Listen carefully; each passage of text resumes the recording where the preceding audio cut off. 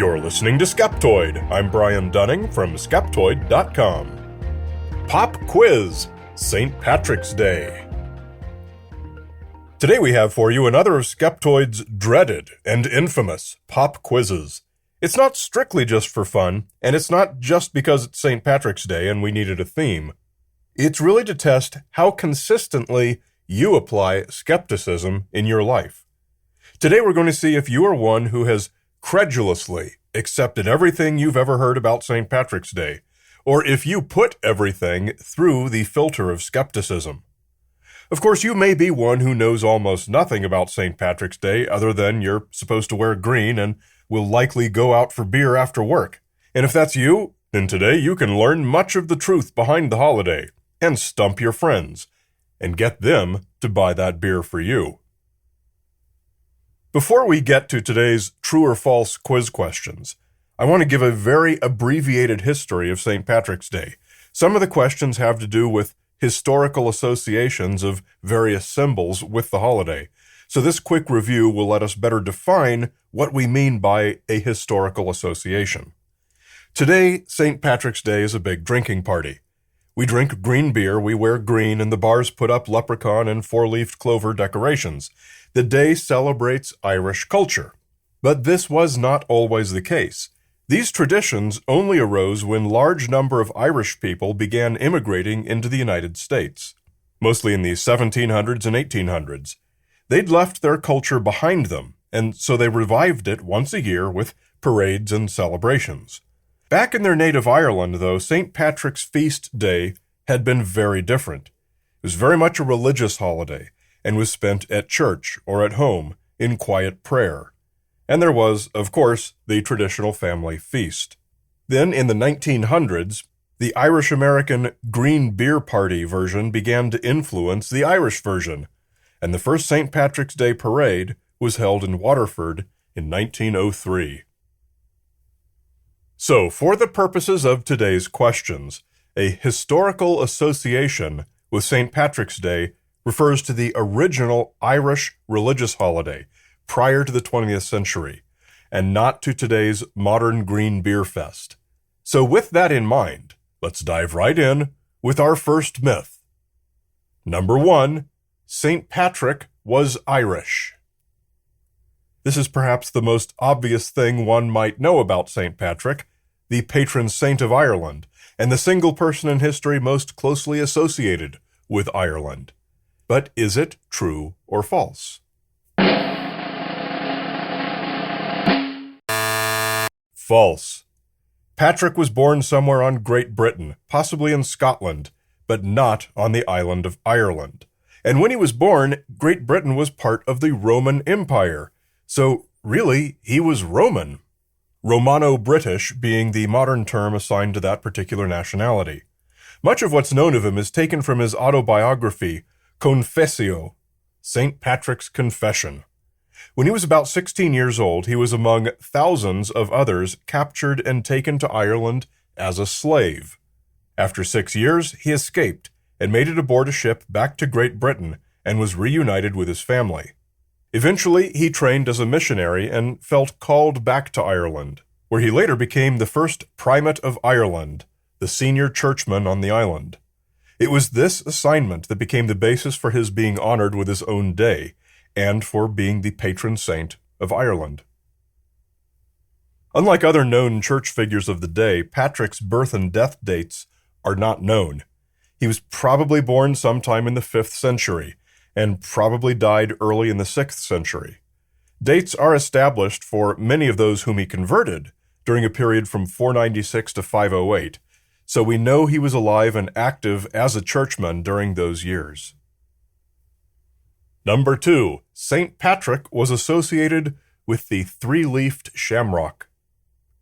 Hardly any mention of St. Patrick's Day avoids bringing shamrocks into the conversation. Shamrocks are everywhere when we celebrate, so clearly they must have a strong connection, right?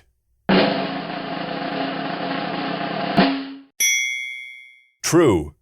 Traditionally, but certainly not provably, St. Patrick used the shamrock's 3 leaves to teach the Irish pagans about the Holy Trinity. The 3 leaves represented the Father, the Son, and the Holy Spirit. the three parts of the whole. However, Patrick does not mention the shamrock or its leaves in any of his surviving writings. It's entirely possible that the analogy was introduced later by one of his successors, but we've no evidence of that either. The shamrock is one of the two national symbols of Ireland, the other being the harp, signifying resistance to the crown. There are alternate interpretations for why this is, among them a Celtic tradition that the shamrock's three leaves represent trust in your soul, belief in your heart, and faith in your mind. Some versions shortening this to faith, hope, and love. But the Holy Trinity interpretation is the one that St. Patrick would more likely have used in his teachings.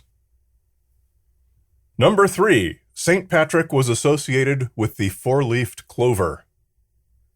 Well, if St. Patrick had a connection with a three-leafed shamrock, then it would have been even luckier if he had one with the four-leafed clover as well. Is it true or false?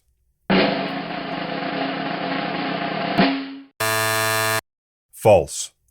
While the three leaves of the shamrock represented faith, hope, and love, that rare 1 in 5,000 fourth leaf represented luck. This is according to Irish tradition, not to St. Patrick, and not to anything that St. Patrick's Day celebrates.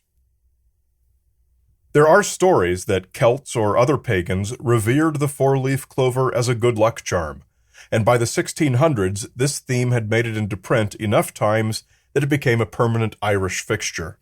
But it was never connected to either St. Patrick or to his feast day. Number 4. Leprechauns have a historical association with St. Patrick's Day. It's clear that leprechauns have a modern association. Heck, they're all over every bar serving green beer. But is it true that that association goes way back to the days of the original prayerful feasting?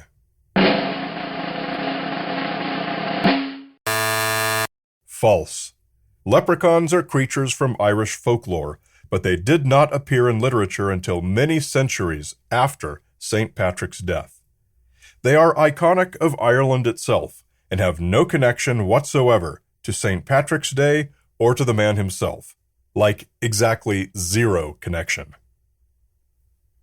There does not seem to be a single agreed-upon period in which leprechauns first appeared in folklore.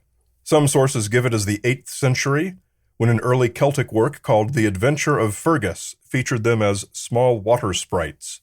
Separately, a 12th century work called The Book of Invasions features monsters that some consider to be the inspiration for leprechauns. Others point to an early Celtic god, Lugh, as the inspiration. The modern word and spelling leprechaun arose in the 19th century, and prior to that, all kinds of varying spellings and words were used, referring to basically the same character. Have your green beer and toast the leprechaun, but don't mistake him for having anything to do with the traditional St. Patrick's Day. Number 5. St. Patrick introduced Catholicism to Ireland.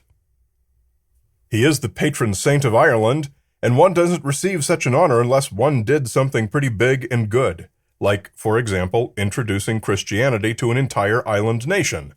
Did he?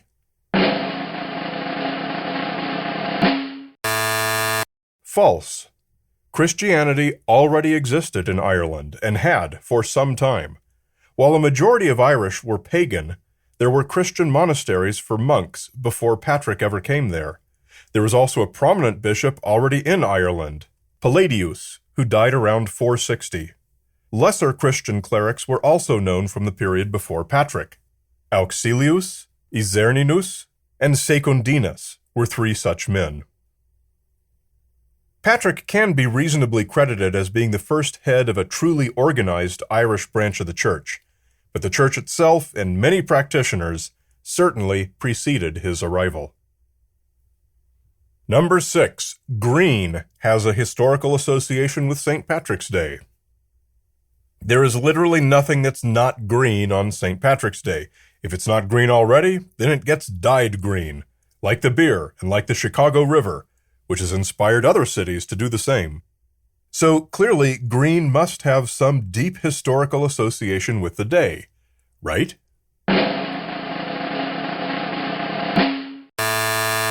False.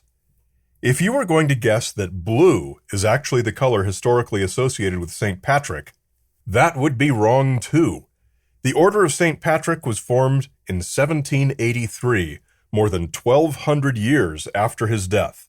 That's when the color St. Patrick's blue was established. However, the name does not refer to any actual shade of blue.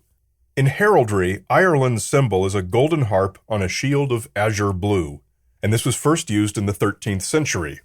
Again, long after St. Patrick. In later centuries, the harp has also been found on a green background.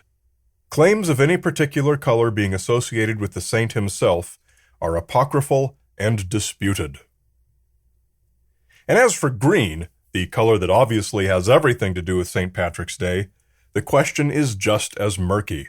The issue of official colors in Ireland is a complex one.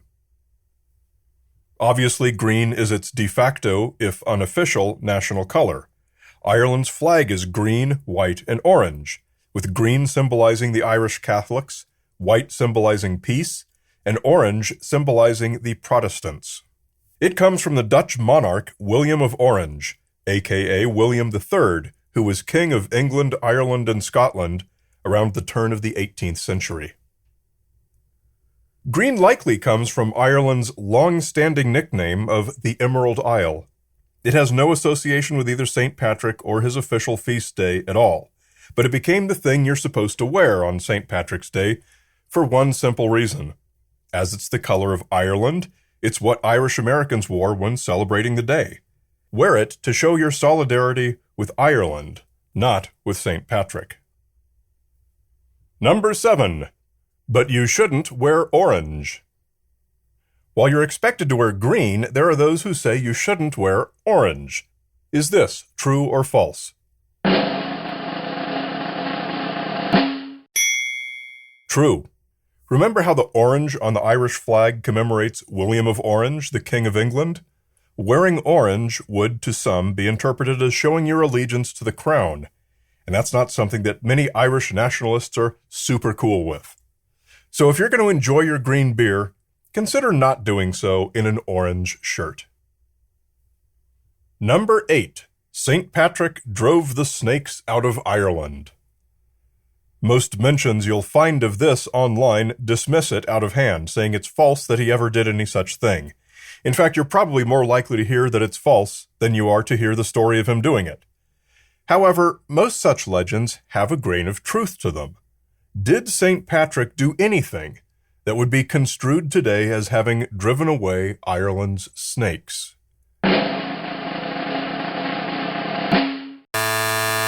False.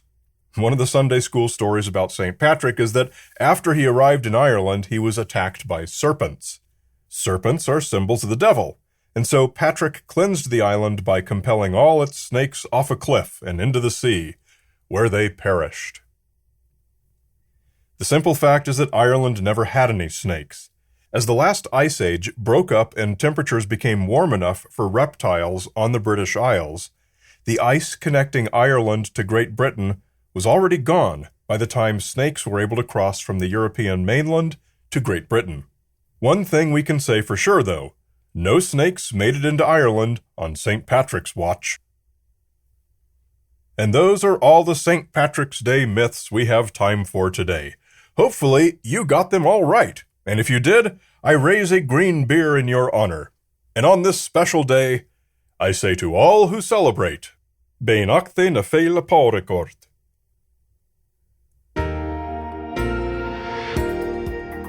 And someone else to whom you might also like to wish blessings in Irish are Skeptoid's premium members, such as Bill Campbell, G4, whose narrow-gauge locomotive was most definitely not engineered to the width of a Roman chariot, Christopher St. Clair, and Matt P., who is listening in the car with the Skeptlets.